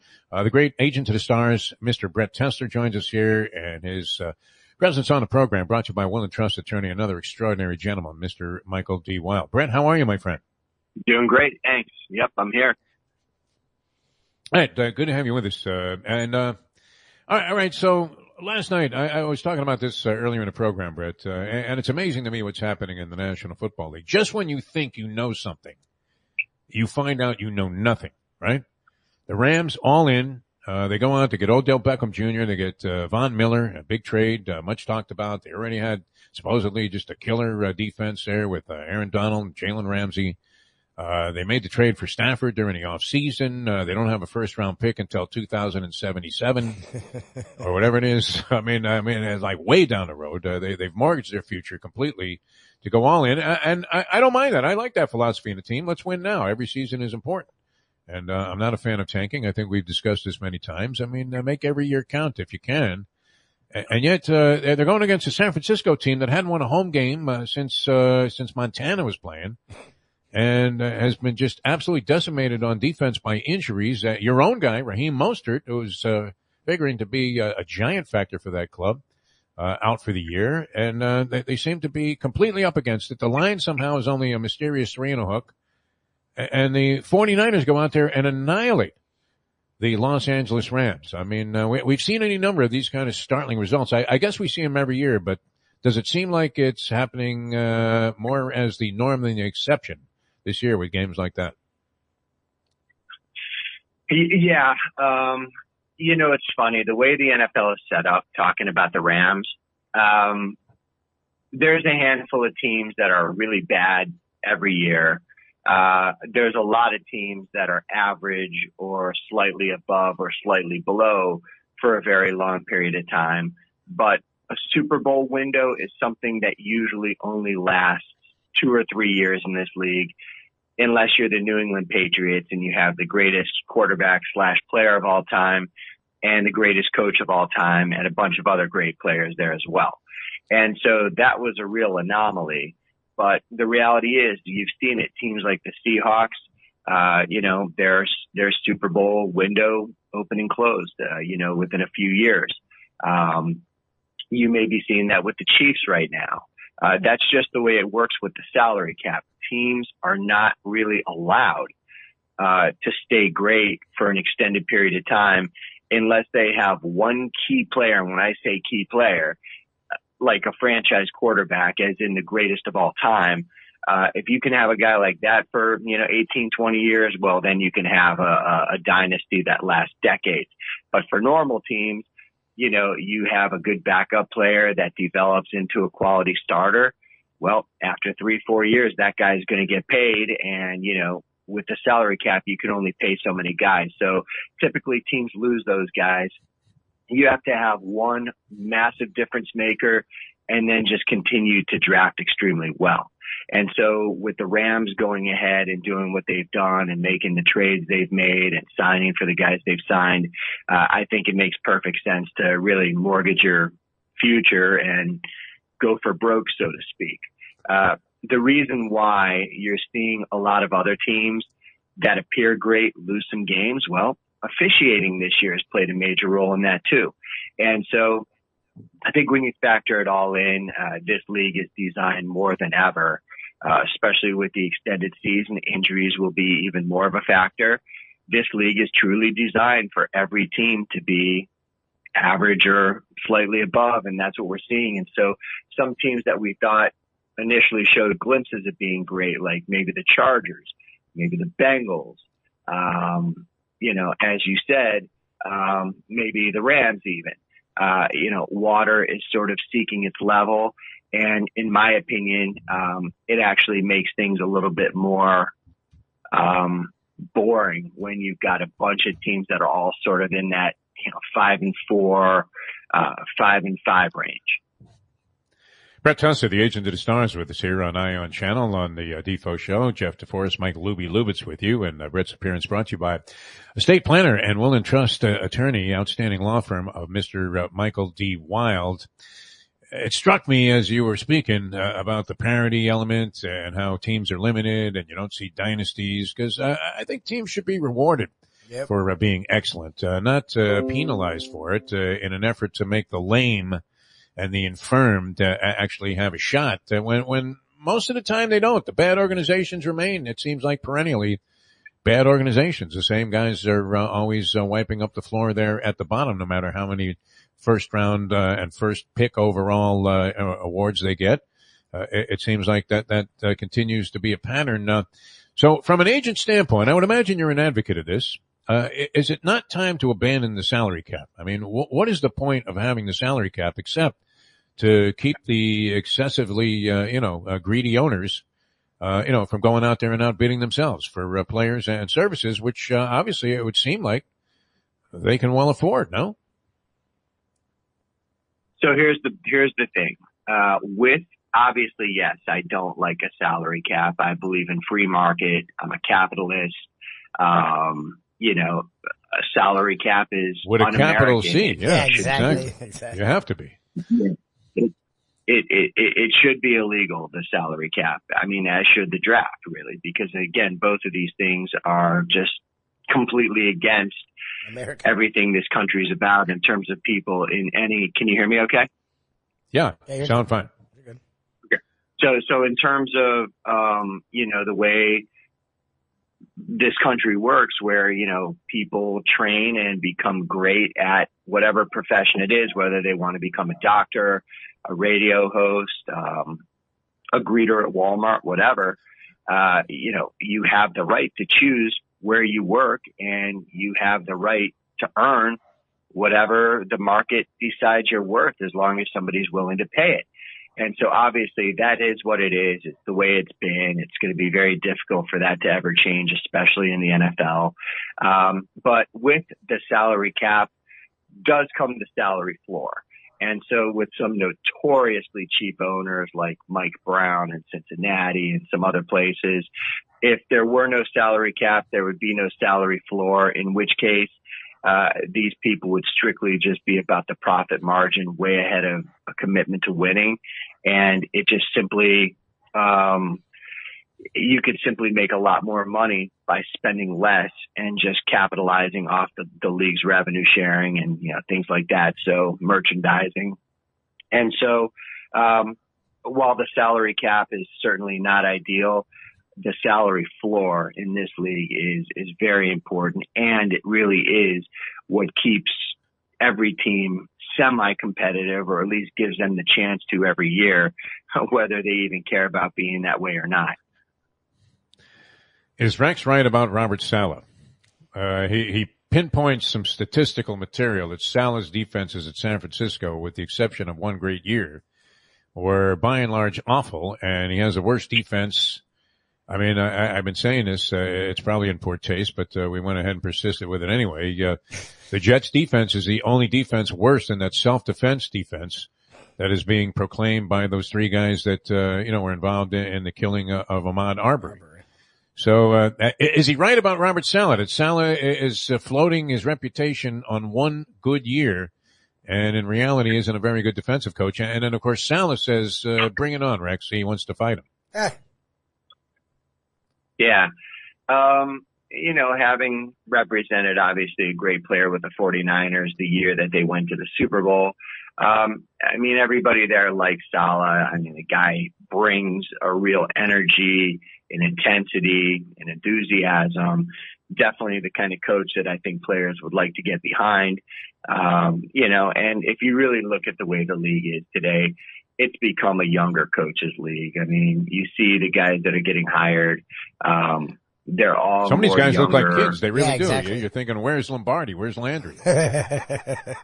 You You had to be like an old geezer the, before you could get a head coaching job back in the day. George Allen was like 80 years old when he was born. Yeah, no, I mean, you know, you see coaches like Zach Taylor, obviously McVay, you know, the coach in Arizona. It's a copycat league, and teams have had some success with some of these young guys that sort of bring forward thinking ideas and, you know, fresh approach and a new energy and things like that. So, yeah, it's one of those things where, you know, you look at Saleh, he certainly passes the eyeball test. I mean, you know, it's like having Vin Diesel as your head coach. And so basically, basically, you know, I think he definitely checks every box from an intangible standpoint. Time will obviously tell how he works out handling all the responsibilities that go with the position of being a head coach, because there's some guys, you know, many great coaches that sort of reach their limit at coordinator. And I mean, there's nothing wrong with that. Not everybody is cut out to be president of the United States. Some guys just make great mayors or great congressmen or great senators. So, you know, at some point guys reach their level. And I was certainly in favor of the Jets taking a chance on a guy like this, because what do they have to lose? Instead of going with the recycled guys or somebody who's proven over and over that you're not going to get anywhere with them, you know what? You go with a guy like this for a few years, the same way you go with a guy like Flores. And then after a reasonable amount of time, you determine whether, this guy gives you the opportunity to go all the way, or whether it's time to find your next coach. They can't play a lick, the Jets, but they're doing figure eights and conducting a demolition derby in a parking lot. Salah with the Vin Diesel, concept, certainly fits the bill there. All right. You touched on Flores, and Lubie has been spearheading the movement to fire Chris Greer. Thinks that his draft picks are atrocious. Of course, the minute that he really started to emphasize that and write those hard-hitting editorials now that he does, Lubie's Law on a podcast that he has proliferated all throughout the country and nations around the world. Of course, the Dolphins have won 2 in a row, and including, I guess, a victory that nobody figured was going to happen against the Baltimore Ravens. That was another game. What's up with these night games? That's when that must be when Goodell is sending in the money, huh?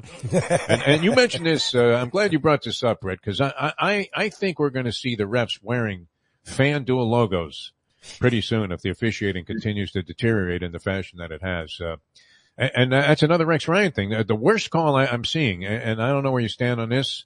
Obviously, you want to keep quarterbacks playing because it's kind of boring when Brian Hoyer takes the field instead of somebody that you think can competently do the job. And you see Colt McCoy out there. I didn't even know he was still alive, Colt McCoy. And so nobody wants to see like a schmenky backup quarterback. But do you think they're being excessive this year, like the block rule that one year in baseball, where they're emphasizing something to the point where it's become so flawed, it's overly influencing games in the wrong direction? What would the roughing the passer call?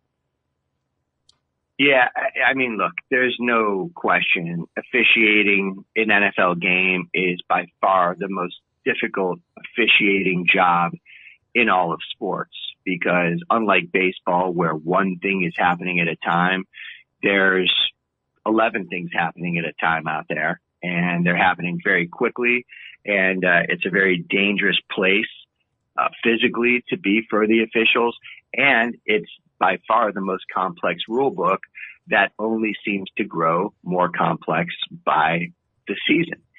And so the league, with all their new rules and, points of emphasis and all these other things, literally make it impossible for these guys to do a perfect job. And so while nobody expects perfection, NFL officials or officials in any sport have never been perfect and can't be perfect. They're making it's gotten to a point in our league where it's difficult now for them to even do their job competently, just because there's just too much for these guys to deal with. I think they need to look at who their officials are and, maybe the age of some of these guys and how long these guys have been around. Obviously, they're not full-time employees. Their accountability is very limited compared to players. I mean, if players did their job as poorly as some of these refs have done theirs, the team's letting them go the following day. Whereas, these officials seem to be untouchable. And so, no, it's a real problem in regards to the Dolphins game. If there's any day of the week where something unusual can happen as it relates to the result of a game, it's usually a Thursday night game, because you got teams playing on a short week. You got guys that are banged up and simply just not forget about being 100%, because by the middle of the season, no player in the NFL is 100%. I mean, even a punter's leg is starting to feel a little tired and strained at this time. So truthfully. And so, yeah. And so, the thing that most fans don't realize is when these guys go beat the crap out of each other on Sunday afternoon, Sunday night isn't when they're feeling the most pain. Monday isn't when they're feeling the most pain. It's Tuesday. And that's why Tuesday is the day that these guys are giving off. So by Wednesday, they're just maybe hopefully starting to feel a little better. And by Thursday, okay, suit back up, game tonight. So that's why Thursday nights tend to be a little bit more unpredictable. But that said, the Dolphins played an absolutely fantastic game. I mean, their defensive plan was just, you know, as people have said, it's a blueprint probably on on how to try to handle Lamar Jackson. And so, yeah, that's just, you know, the way it is. They've played a couple good games here. I'm happy to see it for them. As it regards to, you know, in regards to firing Chris Greer, here's the thing that a lot of people on the outside and a lot of fans just don't understand. And I'm not saying that, you know, Chris Greer isn't responsible at all. I'm not saying he's totally responsible. I'm just saying that on the outside, people don't realize who very often the main decision maker is inside an organization. And so you can talk all you want about all the swings and misses they've taken on draft picks, and this guy's a bust, and, you know, you could have gotten that guy. It's all true. But the thing that people really need to, you know, try to get to the bottom of is who made those decisions. And so just because somebody is a general manager in title, which is traditionally the decision-making position, it doesn't mean that on every team the general manager makes the decisions. So no different than in New England. Yeah, there's been personnel directors, there's been GMs. You got guys like Nick Caserio, you've had guys like Scott Pioli. Those guys are very thorough scouts. Those guys are information gatherers. But at the end of the day, every decision is made by Bill Belichick. And so, you know, in Miami, before any decisions are made regarding the future direction of the franchise, people need to really dig deep and determine who was it making all these decisions. And then if it's Chris Greer, then, you know, you have to be accountable for some of those decisions. If it was somebody else, then maybe you're going after the wrong guy.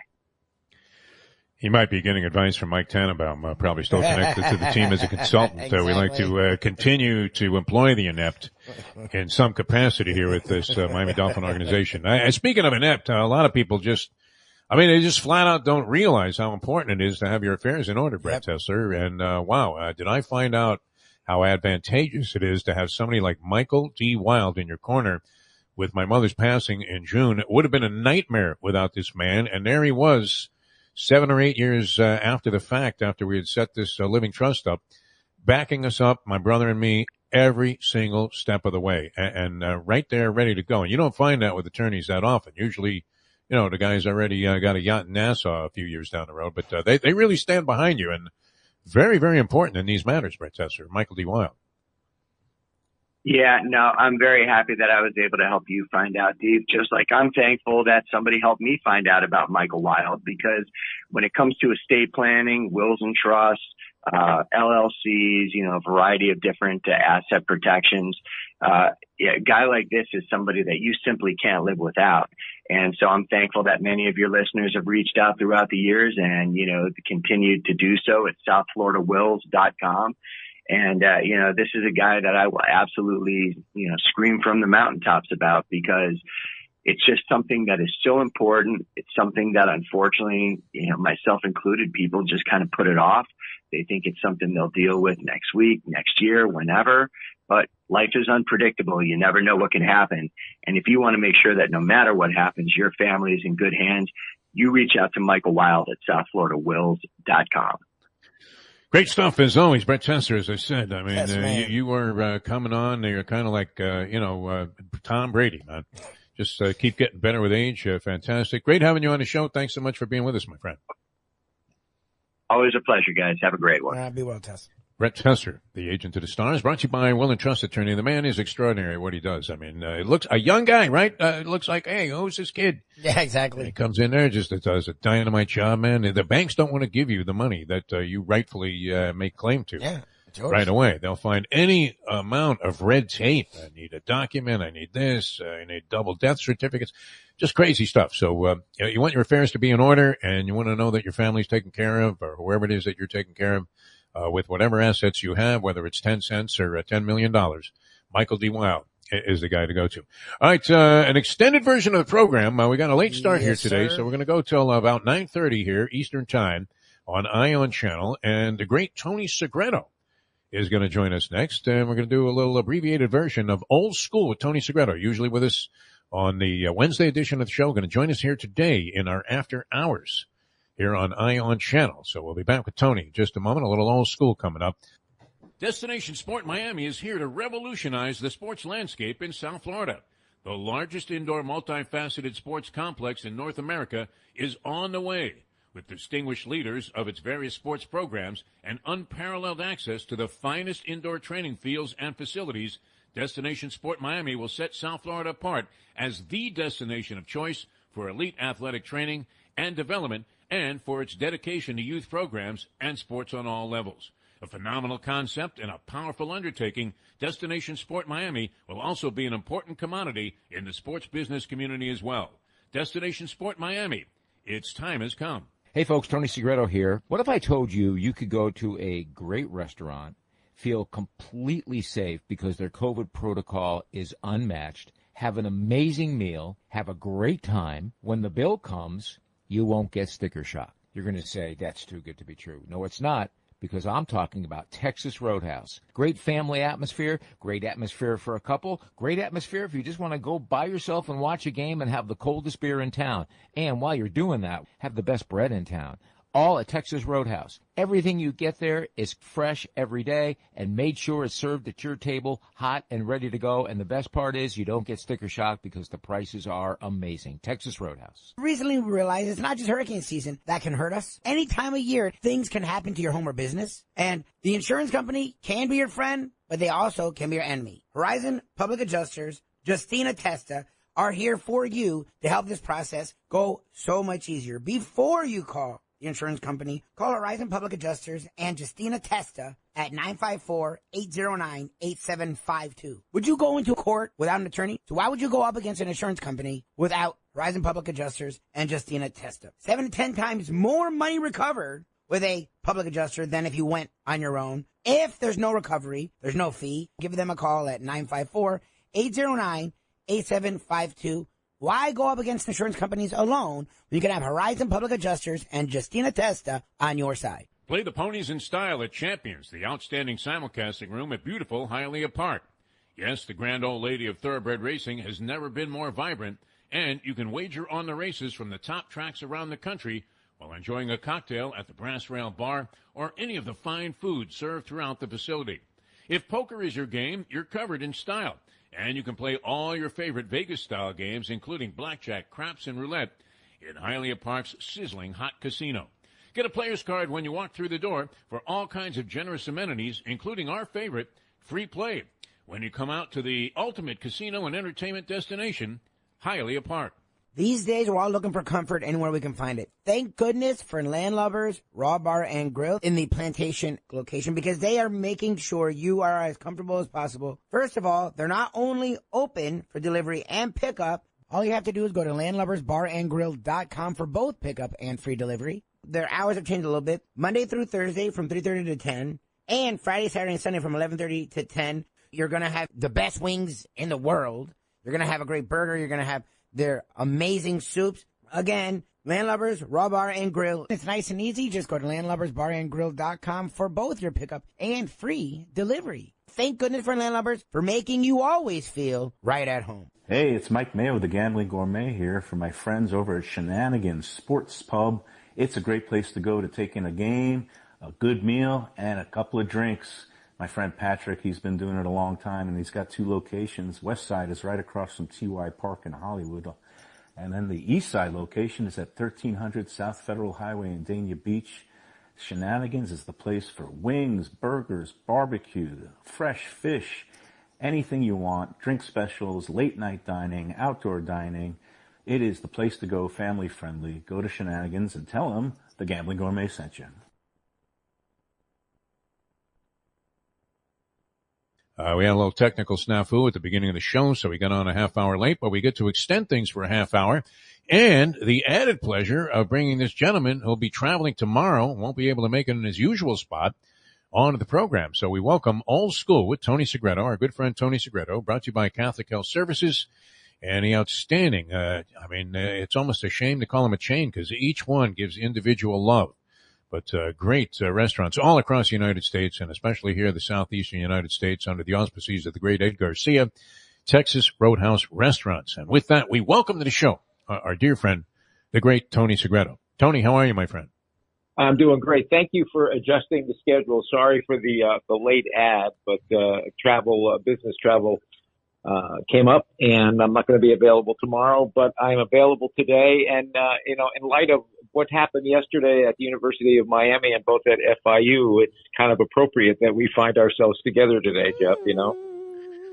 Yes. All right. Let's start. I'm a big admirer of Butch Davis. I'm always like Butch. I mean, Butch could convince you of anything. Yes. Yeah.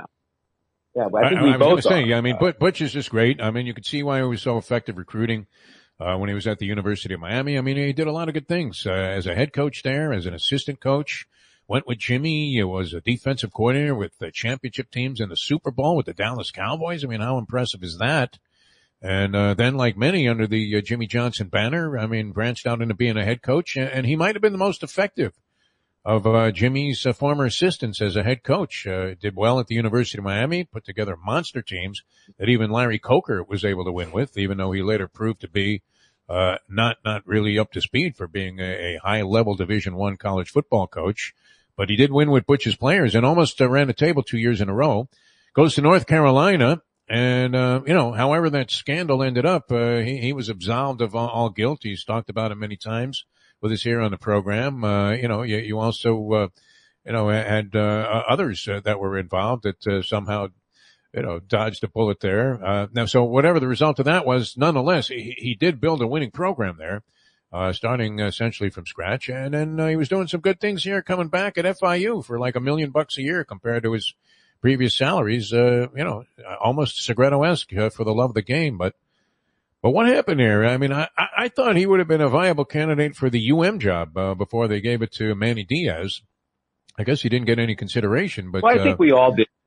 I think we all, Jeff. I think we really kind of all, the name. Listen, we as the people on the outside looking in, the fans, the alum at they love, and Lubie's the perfect example of this. And this is no shot, Lubie, honest to goodness. You tend to gravitate. Wait, what are you going to names. say? A guy with no talent that somehow has a major job in the media? I mean, how are you going to put this? But listen. Yeah. Look at what Mike Norvell is doing now at Florida State. They're coming out of the doldrums. They're playing with energy. They're playing with passion. They're playing, with a high level of. Listen, they're making mistakes. Yeah. So they have a losing record. Yes. But boy, oh boy, there is a diametric difference looking at this Florida State team today than we saw a year and a half or 2 years or even 3 years ago, 4 or 5 years ago, once Jimbo left. But you can't listen. We tend to gravitate toward the name we know, the name that's paramount in our heads. And yes, Butch Davis seemed like the logical choice. What happened at FIU? I don't know. I don't know what's happening at FIU, period. Words like sabotage are being used. Sabotage by Butch Davis, who's usually, pretty formal about, knowing that you don't necessarily want to burn any bridges there. I mean, he's very graciously left his other positions as far as I know. And, maybe he hasn't, but, he's always, one of those guys that he doesn't have anything bad to say about whatever happened in the past, and he focuses in on what's going on right now. But 1-9, I guess also, that's a pair of ugly numbers to post. Yeah, listen, Butch is not the type of guy that struck me as, saying bad things about where he was let go. In other words, like you said, he's not one to burn any bridges. Nope. But obviously, this has been, a burr in his saddle. And I guess the posting in the NCAA, on the NCAA website that the job was open, started the chips to fall. I mean, they put an ad out classified for a head coach. What? Inform Butch that he was gone. I mean, what kind of, that is sabotage, my friend.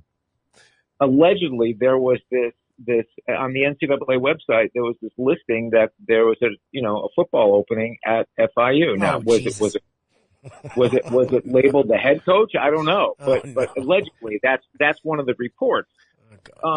So I think that proven track record, leadership qualities must be evident. Exactly. Right? That's usually the head coach, right? It just seems like FIU has always listen. When you compare the FIU program and the FAU program, it's like night and day. Funny. what they're doing at FIU and how they're growing that program and how that, they were able to, kind of transition from Howard to, and God rest his soul, to where we are now. They have done things in a first class way all the way. FIU, I hate to cast aspersions, but I don't get that feeling. I don't get that sense that it's been the same type of quality in terms of dedication toward the sport. So I think that it's not surprising that it would happen the way it happened. It's surprising that it's happening to Butch. He's having a tough year this year, but I think a lot of schools are because of the COVID year. It's either feast or famine. And, it's a shame. I think that every coach at this point after COVID should be given a little bit of a pass, or at least a pass in the decision making. In other words, okay, let's give them a benefit of the doubt in this check mark area rather than just checking it off. So, we'll see where they go from here. We'll see what kind of dedication they have in building the program and who they hire and how they go about hiring. And if it's not encouraging if you're a fan, and they have a limited fan base here at FIU. It's not exactly like for people around the country, around the world that are tuned in here on ION Channel. I mean, it's not like this is a football factory, even though they've put out many good players that are prominent in the pros. We were friends with Ron Turner. We're old school like this, Tony. When we were doing a radio show, and the SIDs would call us from FIU and FAU, which we're pretty much secondary considerations here on the local sports landscape. Maybe if you're going to go professional, and then University of Miami, and then you're talking about these kind of ulterior programs that weren't getting a lot of recognition. But we always wanted to go ahead and pay proper homage to these guys. They're out there trying. And we were friends with Ron Turner, who was a very competent coach, obviously from a great coaching family with Norv, his brother, and they've had a lot of success in football. Yeah, he didn't do, what was he at, Illinois? Yes. He had the head coaching job there, and they thought he was horrible. But did he also coach the Bears briefly, Ron Turner? I think so. Was that possible? That he had like a brief stint there? I don't know why I want to say yes to that. But anyway, he wasn't necessarily regarded as the greatest head coach, but he, for FIU, very prominent. And then Butch, who are you going to get that's better than this guy in terms of his history in the game? And if he's willing to work for salary, you thought it was going to be like a Lane Kiffin situation at FAU where he was there for a year, and if it worked out, boom, he's gone somewhere else. But he was pretty dedicated to it. So for him to be using words like sabotage, a bit of a surprise. Yeah, all right, we're going to come back in just a sec, and Tony, we'll dig into what you know about this whole Blake James thing. But you have to tell us about Texas Roadhouse restaurants and how great they are, because it's coming up to that time where I'm going to be asked to bring a few dishes, to various parties for Thanksgiving. And I've already put online my order in to pick up that day for like 100 sweet potatoes. Exactly. And that's what I'm bringing. I'm bringing like 25 to each place. There you go. And you need to do it the day before because they're closed on Thanksgiving. So all right. I think I'll pick it up the day before and I'll put them in the oven and I'll bring them as if I made them myself. Exactly. Get some bread and, that's what I would do. For those going over who don't know what to bring to someone's house, if they're going to someone's home for Thanksgiving, that's what I would do. I would definitely call Texas Roadhouse and order some of their appetizers, their amazing beans, their sweet potatoes as you're going to be doing, the hot rolls. You can always, redo them. And the Texas Roadhouse is kind enough and they will tell you exactly how to repurpose them. So they're heated up when you bring them over. Nice. And you look like a champion and you tell them you made them. And then later in the day, for full transparency, you say, hey, let's all go to the Texas Roadhouse tomorrow and we'll finish these up. But I think it's important that people understand that Texas Roadhouse is a 1 in a million type place. 99% of what you eat there is made at that facility. It's not shipped in, not brought in. They have butchers at each facility, cutting, making sure the steaks are exactly how they want them displayed and how they want them, put out. I think it's important that people understand that all of the salad dressings don't even go on the salad until they are tested in the back before they go out. You understand that it's the coldest beer in town. They have their lines actually chilled in their short lines between the keg and the bar and the tap. So I think, all of these wonderful things. Plus, at the end of the day, when you go there, it's not expensive. There's no sticker shock. I think we should also mention, and we failed to do this last week, for Veterans Day, as they do every year, a veteran eats for free at Texas Roadhouse. Nice. And they did, I don't know how many thousands upon thousands of meals at the Texas Roadhouses around the country to veterans who came in. This is their dedication, not just to veterans, but to their communities as well. So Texas Roadhouse is a special place. Great food, great people, safe environment in terms of what they do for COVID, and there's no sticker shock, and it's a family place. What more could you ask? What did he know, and when did he know it? We'll pick the brain of Tony Segreto about this whole Blake James thing. By the way, Tony, did you see that? We should put this thing up. I don't know why we didn't superimpose this picture of you doing the Lou Saban show as a young Segreto with like some kind of weird getup. Looks like you were trying to audition for that John Travolta role in Night Fever. I think you're right. You were wearing. I guess it was fashionable at the time, right? Because you were always well dressed. I mean, it wasn't like anybody looked at Segreto and said, "Wow, what a slob." You know, he's out of touch with modern day fashion. But you look great.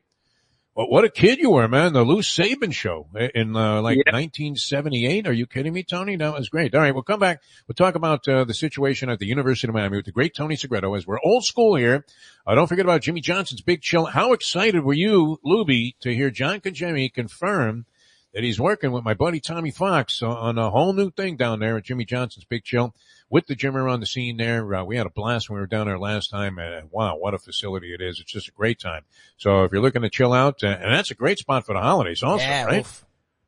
Right? You're thinking, hey, do I really want to see those bummer members of my family? No, forget about that. Why do I want to be bummed out on Thanksgiving? Going down to Jimmy Johnson's Big Chill, going to rent myself a wave runner, have a couple of cocktails there right on the bay side, watch the sunset, listen to the music, the band. Dominic and Jemmy sending all those great dishes out of the kitchen there. His wife Amanda doing a fine job and top-notch service and just a great, relaxing environment with tremendous food and a wide variety of that at Jimmy Johnson's Big Chill, mile marker 104, Overseas Highway in Key Largo. Just you drop right out of Florida City and you start thinking about the chill, man. How many miles to the chill? I think they even have it marked off there, like only 6 miles, 5 miles, like it was south of the border in South Carolina. All right, back with more with Tony Segreto. We'll get to the bottom of this, whatever we can find out, and pick Tony's brain about this Blake James thing. Although I guess the significance would be who else will follow. Back with more in a moment. Since day one of old school, health services be part of our family. They are recognized as the quintessential rehab facility in the Southeast for strokes, but it goes well beyond strokes because Catholic Health Services is in the community of South Florida to help the community stay healthy, and if they're not healthy, get them healthy and get them back on their feet quicker than they could have ever expected. They do it every single day. It's step and repeat, 24/7. Catholic Health Services. Destination Sport Miami is here to revolutionize the sports landscape in South Florida. The largest indoor multifaceted sports complex in North America is on the way. With distinguished leaders of its various sports programs and unparalleled access to the finest indoor training fields and facilities, Destination Sport Miami will set South Florida apart as the destination of choice for elite athletic training and development and for its dedication to youth programs and sports on all levels. A phenomenal concept and a powerful undertaking, Destination Sport Miami will also be an important commodity in the sports business community as well. Destination Sport Miami, its time has come. The championship meet is right around the corner at Gulfstream Park. The only place for live racing, Gulfstream's action has never been hotter. Whether it's on the track, in the casino, or part of the dining and entertainment offered at the village of Gulfstream Park. Currently running Thursday through Sunday, Gulfstream's racing package is the best in the country, with all the top horses and people in the game pointing towards another tremendous winter season. Check out the remodeled first floor casino, open 7 days and nights a week, along with the many special events and concerts happening at Gulfstream Park. You can place your wagers from anywhere at firstbet.com. Check the calendar of events at gulfstreampark.com. From the newly renovated sports bar to the beautiful bayside views captured at the Tiki Bar, Jimmy Johnson's Big Chill has it all. Located at mile marker 104, the Big Chill also offers waterfront dining while experiencing breathtaking sunset views of the Florida Keys. It's simply the hottest spot in the Keys to cool off. That's Jimmy Johnson's Big Chill at mile marker 104 in Key Largo. For more information, call today at 305-453-9066. Buy or lease a Taos and take it to the house at Deal Volkswagen. Anna and her team make your next VW purchase or lease so easy with new inventory rolling in daily and the biggest selection of certified pre-owned vehicles in the business. You can make your deal online at dealvolkswagen.com or visit the beautiful showroom in the classic location, 3601 Bird Road, right in the heart of the Gables. Or give Anna and the team at Deal a call at 305-448-DEEL. Jettas, Passats, Tiguans, Atlas models, and the hottest vehicle in the industry, the new Taos, all at unbeatable prices and all ready to roll off the showroom floor at the #1 Volkswagen dealership around, Deal Volkswagen. A few years ago, they were in a Super Bowl. Looks like they're lost in space. Everybody's injured on defense. Of course, the line's only 3 and a hook. 3 if you're taking it out of the Jewish Journal and you're betting with me, as my friend Francesca was. Mysterious. Nobody could explain it. Dynamo is coming to town in the Los Angeles Rams. They hate you like poison. They want to beat you like a drum. And they lose in blowout fashion. So who can explain the NFL? Tony Segreto with us a couple of minutes ago here, Tony. We wanted to get to the bottom of this Blake James thing, or whatever you know about that. I mean, they lose to FSU, and a half hour later, the AD is gone. So if you thought this game had no impact, it certainly did. And then what is Manny Diaz doing rushing 3 with 4th and 14 at the 25 when any previous Hurricane coach, you mentioned Schnelly, Jimmy, Butch Davis, of course, when he was there, Dennis Erickson, would have just sent the house. They would have sent Father Leo. Joe Zagacki would have been in on the tackle. And they would have pressured this kid into throwing the ball away and, having no chance of completing a pass. And taking a shot with that, and defended the rest of it one-on-one, mano-a-mano out there, with whatever receivers could have made it out of the formation off the line of scrimmage to begin with in the split second the quarterback was going to have. But did that lead directly? I mean, how long was this in the works with Blake James, the athletic director there? Well, here's the short answer real quick. And this is just my opinion only. All right. So we're going to make sure everybody knows that this is my opinion. I don't know how long it was planned for, but obviously it had been talked about. Obviously it truly does not surprise me that he was let go. I think Blake James is a wonderful man. I think he's the nicest guy you ever would meet. I mean, just as pleasant and as charming as can be. I never felt that the role was right. For me, it doesn't come as a surprise that a change was made there. I think that a month and a half ago when President Frank came out and said that we are dedicated toward, building championship programs and then putting, who they put in charge of athletics, that it was paramount for them to make sure that everything was taken care of the right way and that they would answer to the board of trustees. So from that standpoint, I think that, everything is being looked at very closely, every coach, every program, every facility, and they're figuring out how to make this work and to get back to where we are competitive again, right? Not just going out there and with a wing and a prayer. I think that's the sense we get. And I believe that this is the beginning of a new beginning again for the University of Miami. And I'm very confident, extremely confident in this leadership team, that is going to, augment the bridge between, the athletic department, the president's office, board of trustees. I think you're going to see over a period of time, everybody's going to be who are Hurricane fans very happy with how this plays out. Tony Segreto, old school. He was doing a Lou Saban show. He's still very opinionated and passionate about what happens at his alma mater, the University of Miami. And, it's one of those things. We were writing obituaries yesterday for the program. Yeah. And saying it's just never going to be the same, that the chant will be not "We are Penn State," but "We are Appalachian State." Oh, geez. And that's unfortunately where they might be at. We're out of time, Tony, but we do have to tell people about the great organization that. And, wow, you are associated with nothing, but the epitome of class, as is your own character and persona. But, Catholic Health Services really, I was talking with Brett Tesler, and, he had an attorney that he recommended, of course, Michael D. Wild, he recommends on the show here, does an endorsement for him, recommended him to me, and the guy's services were invaluable, and the same can be said about Catholic Health Services when it comes to any kind of rehabilitation and or healthcare. Without question. They are here for the community. They're about being proactive rather than reactive. But if they have to be reactive, they're the best in the business. From strokes to anything else you need rehab. They have passionate people, inspired people, people at the top of their profession, whether it's the doctor, whether it's the therapist, the administrator, the entire facility. All the facilities within the Catholic Health Service system are amazing. They're from what they did through COVID, through hurricanes. They do it top notch, first class. You can trust when your family member is admitted for whatever the reason, that it's not just the family member who's going to get the rehab, but they're going to do all the work they possibly can to make sure the family is involved in the rehab so the family isn't surprised. Jeff, you went through it yourself. We can't say enough about how great Catholic Health Services is. They're in this community, ladies and gentlemen. Even if you have a question about a booster, whatever the case might be for the COVID-19 shot, or, a question about your loved one, a question about this or that, you need to call Catholic Health Services. They're here to help you. You may not be a patient, but they are going to be an advocate for you. Catholic Health Services, special place, special people. They do it 7 days a week, step and repeat every single solitary day.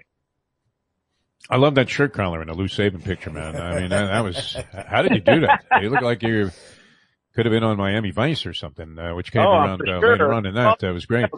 Tony, safe travels, my friend. Are you on the road with the great Joey Kornblit? Speaking of greatness, the world's greatest highlight player? This trip I am not, but the next trip that we have coming up, we will be. Yes, absolutely. Send him our love. Does he bring a cesta with him? I mean, does he just wear a cesta out of habit when he gets on a plane? And he probably could eat with a cesta, not even having to fumble with a knife and fork. Great stuff, as always, Tony Segreto. Thanks for being with us, and we'll talk to you again next week, my friend. All right, my brother. Thanks. Bye-bye, guys. Well, Tony. All right, Tony Segreto, old school. All right, that's going to wrap it up for us today. I got off to a rough start, but bounced back nicely. And Blake James being let go as athletic director. I don't know enough about the situation. I'm not close enough to the program to even have an opinion on what happened there, whether he was the right guy for the job, the wrong guy. I don't know. I mean, he hired a couple of coaches there, and Mark Richt. Everybody thought that was a great move, yes. And it turned out Richt, I guess his heart wasn't in it. Maybe he was driven away by the idea, the notion that hey, we ain't never gonna win here. We're never going to win. Not with these bozos running the show. But I just don't think, this program is in a position anymore to be as effective as they were in the past. But then again, people thought that before Schnelly came in. Yes. It goes back to Lou Saban. Many people credit him with bringing in the players that would eventually formulate the foundation for what became a 20-year dynasty. And I don't know, was Paul D doing something so magical when he was the athletic director there for many years? Had, good coaches in place, and they had a great program going. But and then the Butch Davis thing is a surprise to me, because I thought as long as Butch wanted the job there at FIU, it would be his job. I mean, what do you hurt by having Butch Davis be your head football coach if you're Florida International University? You have to be kidding me. Your worry should be that he's going to take a better job somewhere, based on the early success there that he had there for sure. But Butch Davis is not a 1-9 coach. No, I mean, this isn't. Yeah, I mean that's just not his game. The last 2 years have been a struggle, and it's interesting to hear from FIU people that Butch is lying. From Butch to come out here saying these very strong things when, again, North Carolina did not end well. There was a lot of issues, and Butch didn't say anything. Yeah. So it's really weird. And with Miami, he left under a cloud because he wasn't going to the Browns, and then did go to the Browns. But all he's ever done is spoke highly of his past jobs. We've had him on a bunch of times. It's interesting to hear him speak in this fashion about FIU. Well, and I think with the Browns, look, it's a difficult position for a coach to be in. Same thing happened with Nick Saban. People forgive Nick after a while. They stopped playing that clip. I'm not going to be the Alabama head coach. Exactly. But, well, what's a guy supposed to say in that position? I happened to be interviewing Butch that day that he announced that he was going to the Cleveland Browns, and he assured us he was coming right back. That if Paul D had a contract for him to sign on the plane, he was signing it. And then the next day he was meeting in a parking lot with whoever owned the Browns at the time, a couple of schmanks.